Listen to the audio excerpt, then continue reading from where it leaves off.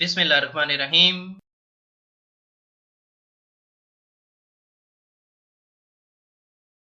Punjab pension 2023 pension adjustment जुलाई 2023 after 1 जुलाई 2023 retired pensioners pension loss. Punjab pension इजाफा जुलाई 2023 1 जुलाई 2023 के बाद रिटायर्ड होने वाले पेंशनर्स की पेंशन का नुकसान।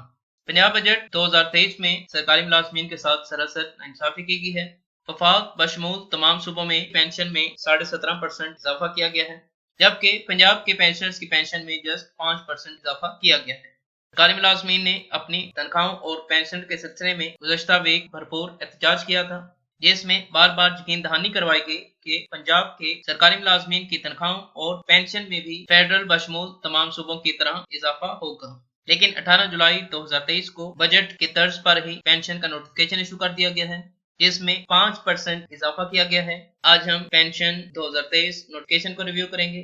आज हम रिव्यू करेंगे कि 1 जुलाई 2023 के बाद पंजाब के रिटायर्ड होने वाले पेंशनर्स को पेंशन का कितना लास्ट ईयर करना पड़े।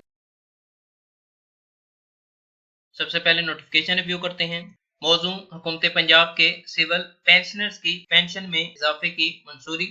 मुझे ये बताने की हदायत की गई है कि गवर्नर पंजाब ने 80 बरस की उम्र तक के रिटायर्ड सरकारी मुलाजमीन या सिविल पेंशनर्स की पेंशन में 5% इजाफा और 1 जुलाई 2023 को 80 साल से ज्यादा उम्र के रिटायर्ड सरकारी मुलाजमीन या सिविल पेंशनर्स की पेंशन में 20% इजाफे की मंजूरी दे दी। पॉइंट नंबर 2, पेंशन में 15% इजाफा, जैसा कि इस महकमा के सर्कुलर लेटर नंबर मोरखा 11 जुलाई 2011 के पैरा 12(1) के तहत इजाजत दी गई है। इस महकमा के सर्कुलर लेटर नंबर मोरखा 23 जुलाई 2015 के पैरा 1 के मुताबिक पेंशन में 7.5% इजाफे की इजाजत है और पेंशन में 15% इजाफा, जैसा कि इस महकमा के सर्कुलर लेटर नंबर मोरखा 21 जुलाई 2022 के पैरा 1 के तहत इजाजत दी गई है। नए पेंशनर्स के लिए काबिल कबूल होंगे जो 1 जुलाई 2023 को या इसके बाद रिटायर्ड होंगे। पॉइंट नंबर 2 का मतलब ये है, सरकारी मुलाजमीन की जब पेंशन कैलकुलेट करते हैं, पेंशन फार्मूला के मुताबिक जो नेट पेंशन आती है, ईयरली बेसिस पर जो इजाफे होते हैं वो साथ में ऐड होकर मंथली फाइनल पेंशन कैलकुलेट होती है। इसमें वक्तन फक्तन चेंजिंग्स आती रहती हैं। 2022 में ये रिवाइज्ड हो गए थे। इसके मुताबिक नेट पेंशन जो हमारे पास कैलकुलेट होती है, उसके बाद 2011 का 15% कैलकुलेट करते हैं, उसके बाद 2015 का 7.5% कैलकुलेट करते हैं और 2022 का 15% कैलकुलेट करते हैं। वो सरकारी मुलाजमीन जो 30 जून 2023 तक रिटायर्ड हुए थे, जो 1 जुलाई 2023 को या इसके बाद रिटायर्ड होंगे, उन पर भी 2011 का 15%, 2015 का 7.5% और 2022 का 15% इजाफा काबिल कबूल होगा। 1 जुलाई 2023 को रिटायर्ड होने वाले सरकारी मुलाजमीन को 2023 का 5% भी इजाफा काबिल कबूल होगा।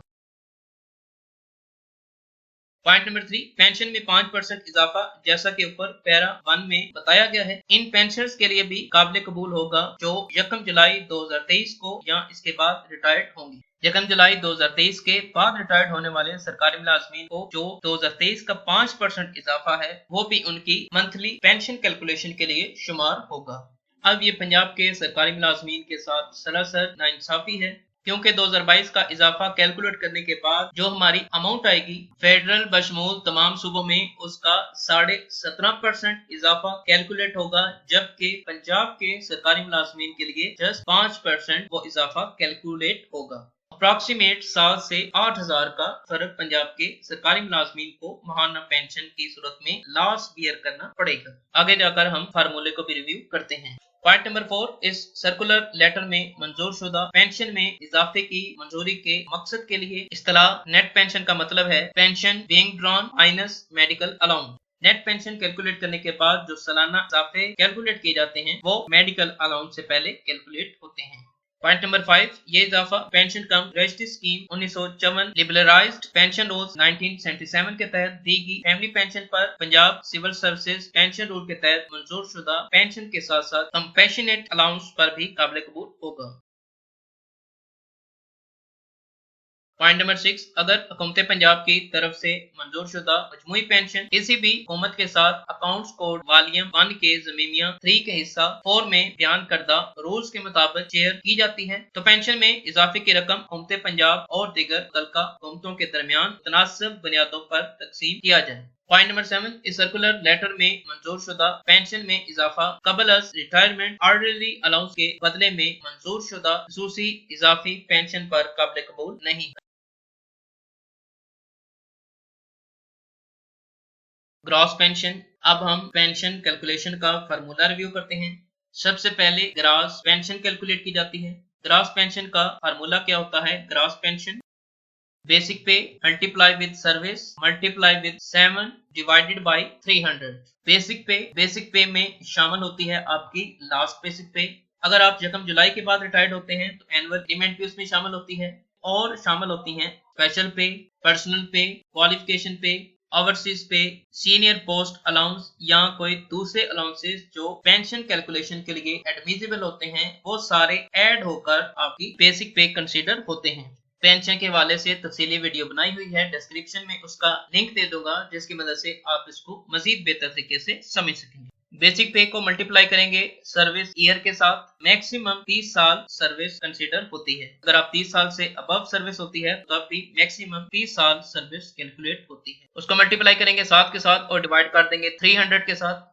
जो हमारा आंसर आएगा ग्रास पेंशन का 65% माहाना पेंशन के लिए होता है। ग्रास पेंशन का 35% हिस्सा कम्यूट शुदा रकम के लिए होता है। नेट पेंशन कैसे कैलकुलेट की जाती है?